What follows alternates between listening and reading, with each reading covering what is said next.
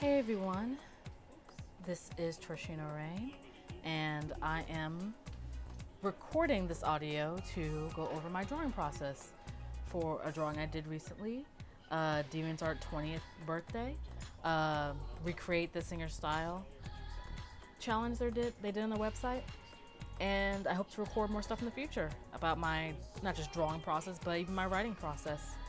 So yeah, let's go. So you can catch me on Deviantart, you can catch me on Instagram, you can catch me on Tumblr. I'm also on Discord.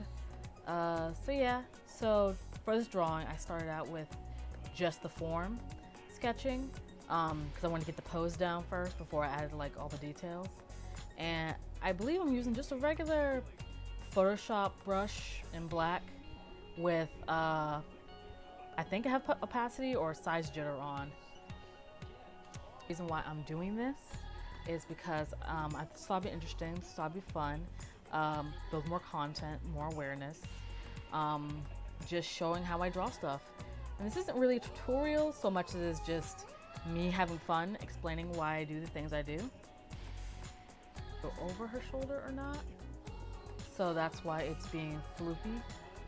And I was zoomed out just so I can keep the overall shape and form here. Not that it's that important. So I really like big, blocky, chunky curls sometimes when I draw my characters with like the thick hair or the long hair. I really like that big, blocky chunkiness. Yeah, her shirt's a little big, so it's gonna go over her body a little. So I like drawing in Photoshop because of the resolution. I like the resolution of the brushes and how many ways you can customize the brushes. And it's the first drawing program I had that I got familiar with, so I'm really partial to it. Even though I also draw in Clip Studio Paint and Manga Studio Paint, which is basically the same thing. I used to do Paint Tool Sci because it was one digital program that had like blending at the time. That was a lot of like manga artists and fan artists were using at the time. But now Photoshop has blending, and then I discovered well, first I discovered Manga Studio Paint and Clip Studio Paint with their blending, which I really liked. But now also Photoshop has it too. So that's pretty cool. So I'm using a Wacom tablet Intuos for this because I like how the pen also has an eraser at the end. I also like it though because it has a wireless option to it, because my last tablet broke because I kept putting the tablet itself on my computer, like on the keyboard part, while still attached and going off to do something, and then I would never really bump it, knock it off the table, the tablet, not the laptop, and I was very sad. Just trying out what pencil I want to use. There's actually, I used a pencil from this one digital artist online that someone linked me to. So I will include the link for that brush if I remember to do it while I'm recording this audio. It's just like a custom brush. Actually, let me look it up while past me is outlining this. I was kind of going for like a loose, sketchy outline. I kind of like those. I kind of think those can be fun.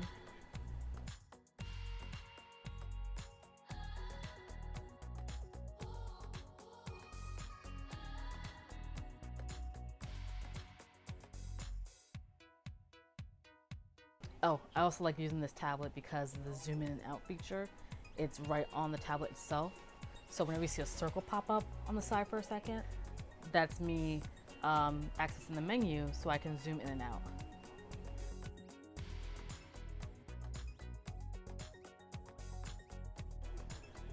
So I really try to go for strong outlining, color-wise, in black, just so it's nice and clear and clean, with a little bit of the sketchiness like on the edges of it.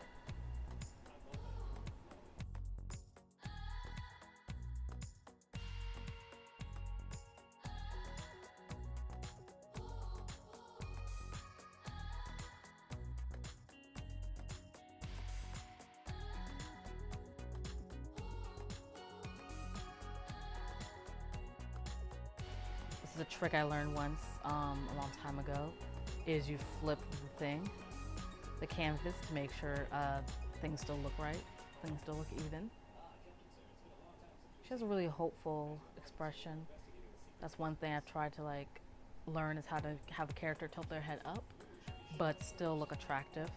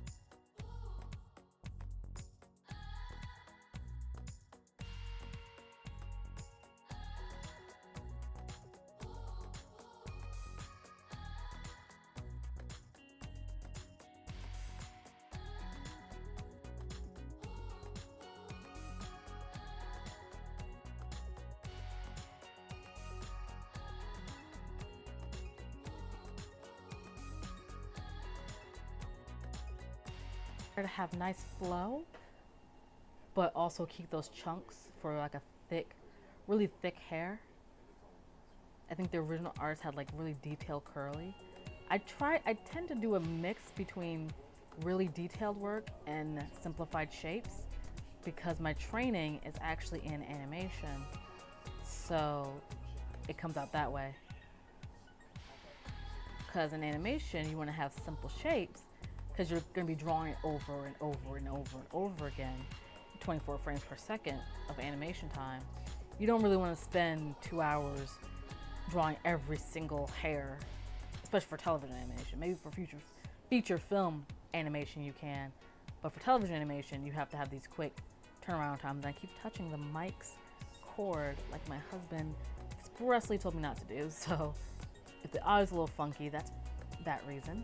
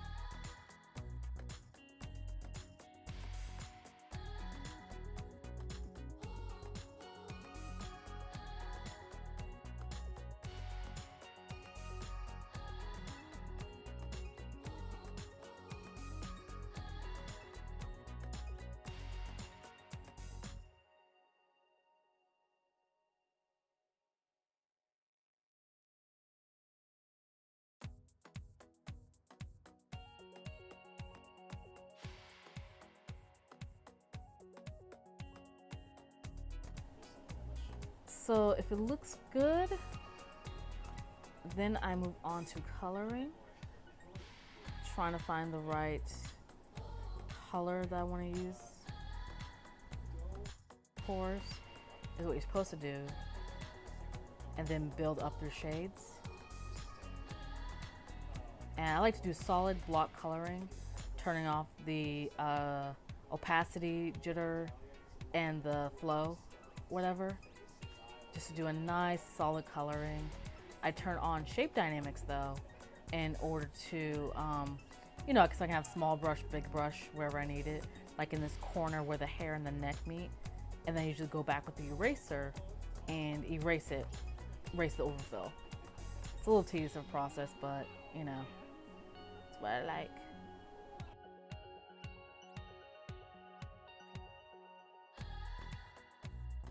sometimes I get bored, so I want to do big blocks in the middle, and then go back with a smaller brush or with lighter pressure when I have my pressure set to fill it all in.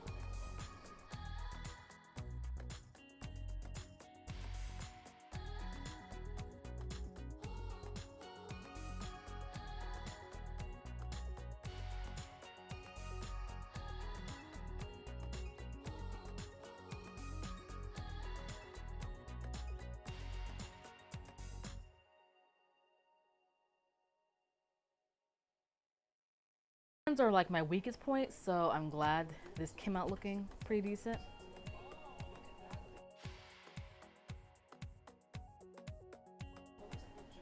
And I'm gonna go ahead and block out the background, what I want that to look like. Because actually, I forgot that that's supposed to be the first thing you do for your color, is make the background. Don't do it on white. And I think I am playing with the brush because it was lagging for some reason. And I wanted really hazy colors in the back, but also wanted it kind of bright. Or pastel, really.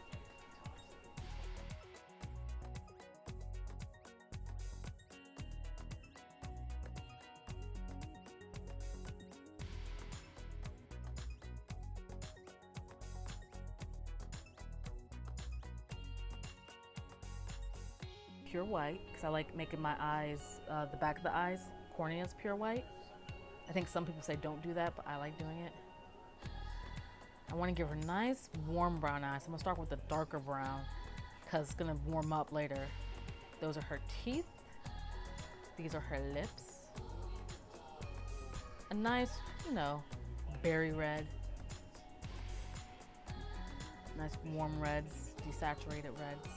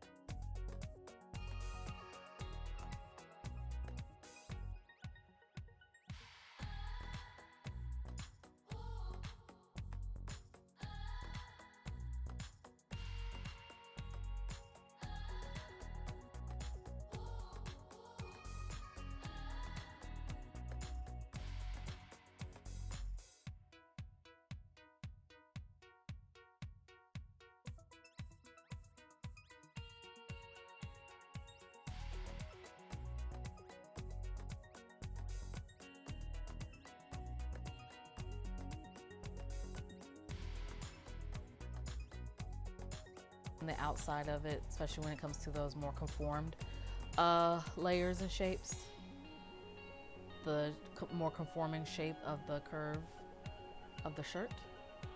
So I usually do the outline of it and then clean it up. I think an art teacher once said I sculpt draw or sculpt sketch, which is I add a lot and then chip away at it to make it cleaner. Or I start messy and clean it up later. I go back and clean it. As you can see from the colors of the rainbow leaking out on the shirt.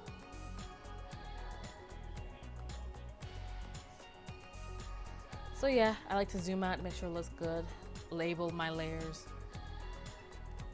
to eschew confusion. Blocking in the pants now. So yeah, all these are just gonna be my solid layers, my solid color layers. Then I go back in and blend however I feel like.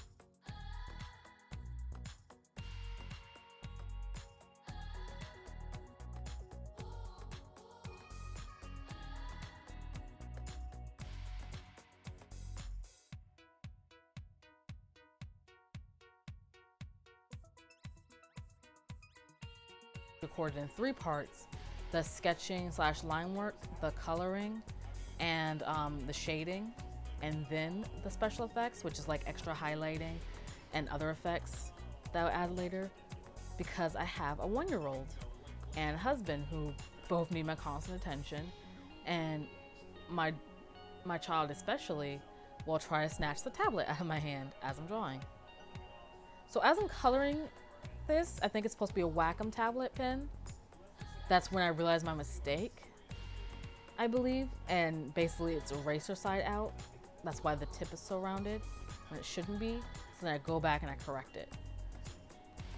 And I think next is the part I both looking forward to the most and dreaded the most, which is the hair. The original one is super, like I said, detailed hair, but it's also like rainbow colored.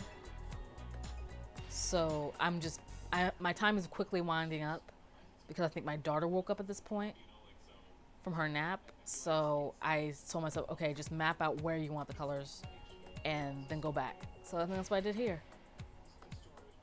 I mapped out where I want the colors in case I was like interrupted, and then I went back and cleaned up the edges.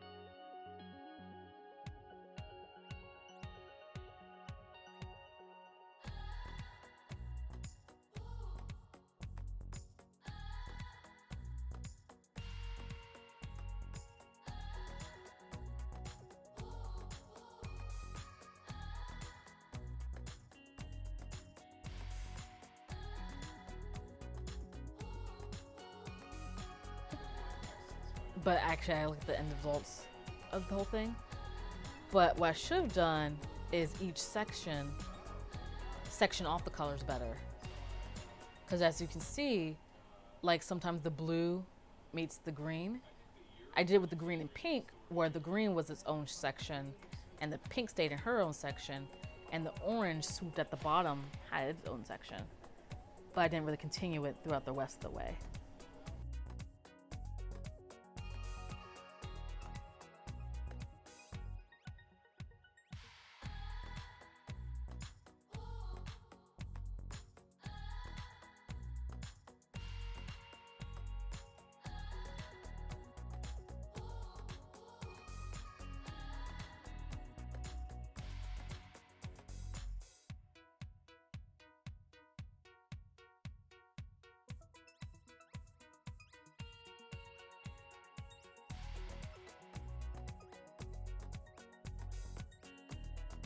And yep, now it's time to blend.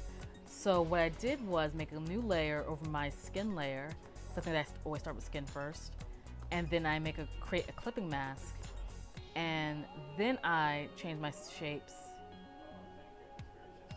Oh, I did a light map right now. Yeah. So I could figure out where the light's gonna be hitting.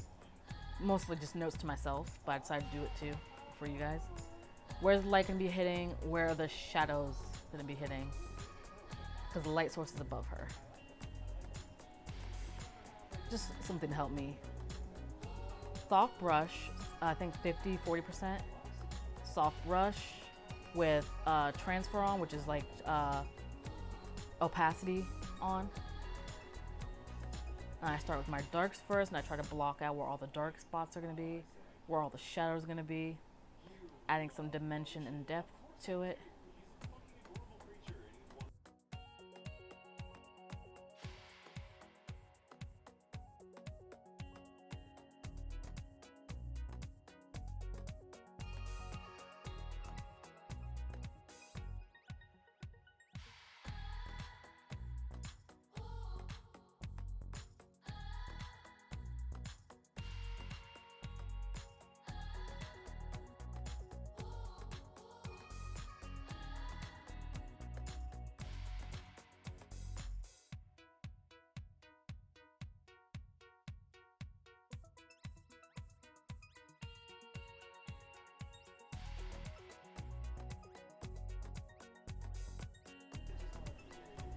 So there's a lot of ways to shade and color this kind of stuff.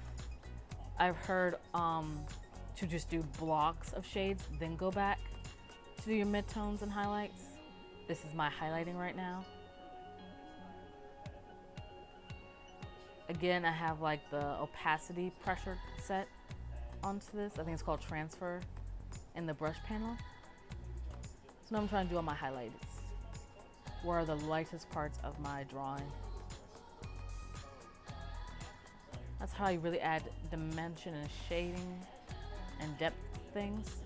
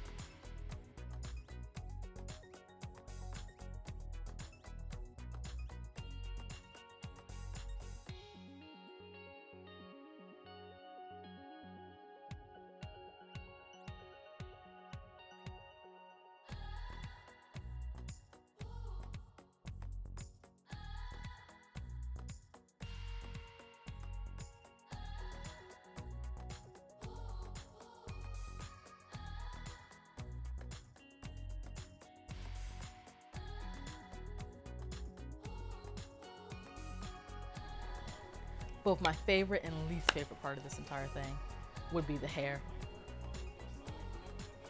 So I'm starting with the highlights and the color of that hair section.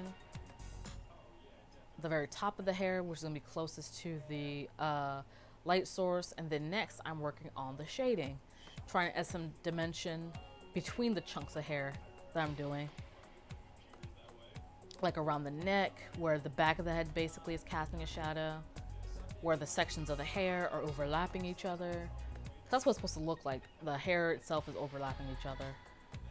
So I'm blocking in that, blocking the bottom of the hair.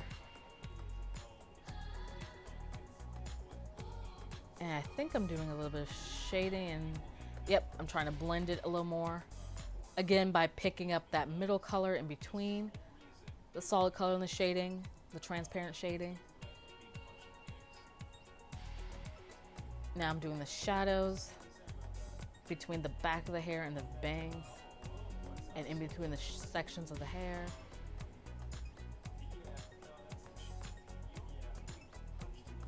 And all the individual strands of the hair that I drew, the details.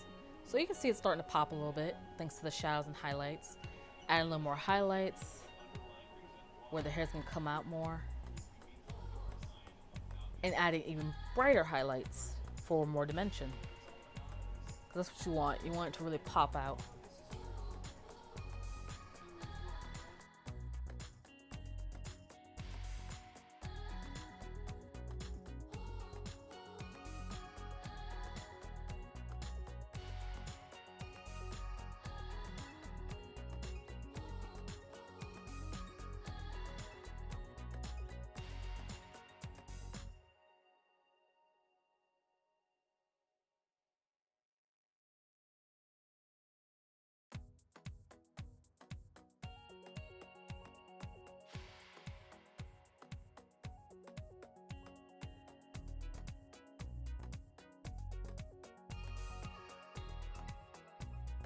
The even brighter highlights. This is the brightest of the highlights, I think. Almost white, but still sticking with blue. Because they say you're not supposed to highlight in white or shade in black. To me, I think it just depends on what kind of style you want.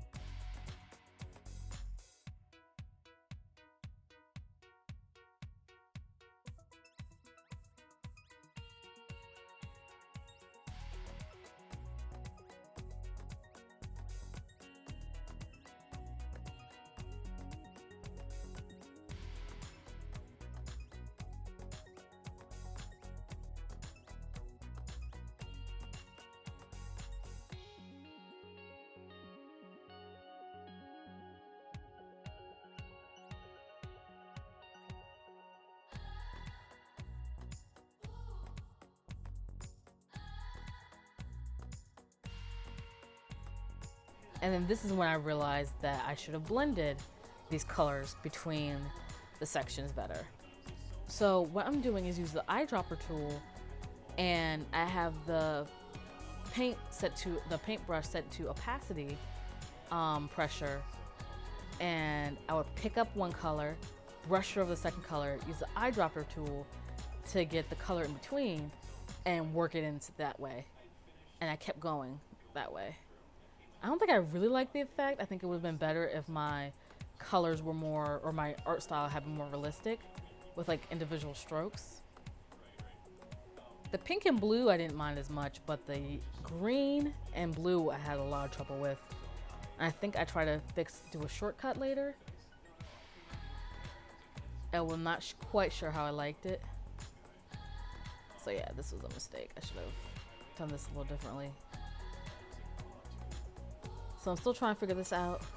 I think eventually I use just a straight up gradient patch, which is I use a selection tool, make a square, and then use a gradient between the two colors, make a gradient box. There it is, there's the box with the marquee tool, that's what it is. Pick up both colors and then just make a gradient, a linear gradient, and then try to like paste it on top of that. So that's like a separate layer. It didn't quite work. I had to edit a little more, add a little more green to it until it kind of blended. So yeah, I don't think I'll do that again. It doesn't look as good next to the other strokes. I think I was just kind of like, oh, I really want to finish this project because I knew it was gonna take a while to. So this is a special effects portion. I took, I think one of the summer pack brushes in watercolor, cardboard or just watercolor, and I made it blue just to show up, and I made it swirl with my character. But I made a mistake because I made the swirl go back over itself, and you can kind of see it on her arm at her elbow. So I erased it and I started again. And then I actually did just a new swirl to go around her back. So I could erase it off her shirt. So it actually goes around her. And then I added a little bit extra just to make it look more comic-y, like a comet. So what I try to do here is I lock the pixels and I try to color the swirl, the individual rainbow colors I wanted to make it. And it wasn't really blending well, so I decided to do a new tactic instead, which was make a new layer, create a clipping mask, and then just put a rainbow gradient over it. Now, for some reason, Photoshop doesn't actually have just a regular rainbow gradient, so I kind of made one, a pastel kind of one. Just choosing my colors for it, rearranging them, and then I just overlay it. Or I just put it on a layer, which is clipped to the layer below. And then add a little bit of glow to it as well. Just make it pretty. Playing with the size and spread until I had the nice kind of glow effect that I wanted. It's really pretty. And then now I'm gonna make some sparkles. Well, no, now I'm gonna put a glow at the top. Make it really bright. First I do a Gaussian blur to make it soft. And then I go to filter and I do a lighting effect, a lens flare effect to make it white. I'm not quite sure what I did, but I liked it. Now for sparkles, I make a white brush, solid. I kind of change the shape a little bit. And I turn on the scattering. Struggled with this for a little bit, as you can tell. I thought I had to have pin pressure off or I wouldn't do it. But it turns out I would even turn off pin pressure. So I really wanted randomly scattered dots. So I have them closer at the tip for that initial spark of magic. But then I realized I can also use spacing function, and that will make the scattering too. I think that actually worked a little better because I couldn't get it completely randomized. It kept going in a line. But if you turn up the spacing all the way up, that's how you can get it.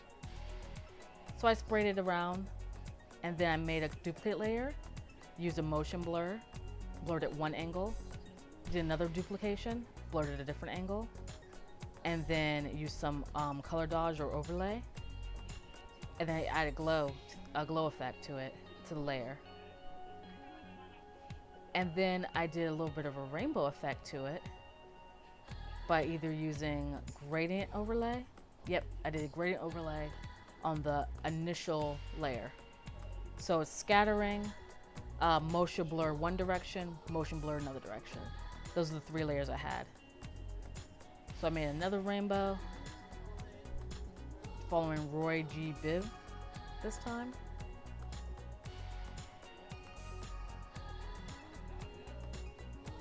Trying to get all my colors. And then I had to play with how strong I wanted it. Took it off of radio, because I still want that white, just a hint of the rainbow beneath. So I did a lot of playing with this one.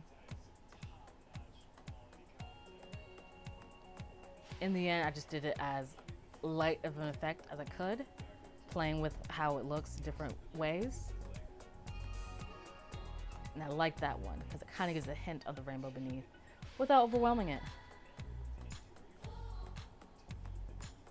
And now I'm going to do some extra highlighting on the figure herself so she can get more of the reflection of the magic.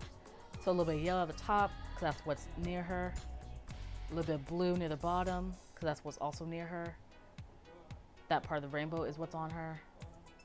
And then to soften the whole thing, I did a Gaussian blur. And then I duplicated her line work, added a rainbow gradient on top of it, clipping mask on top of it, moved it a couple of inches, and then I also blurred that. But I think I've deleted it because I actually didn't like it as much as I thought I would. But you can see that's the kind of effect it did. I definitely didn't like it on her face, so I erased it off her face. And I was like, why am I using this at all? So I think I deleted that layer, which left just the rainbow, so I had to delete that layer too. So yeah, there it is. And then I remembered her earrings need to glow. So I made her Ings glow with a Gaussian blur, an outer glow, and it's all pretty now. That's it.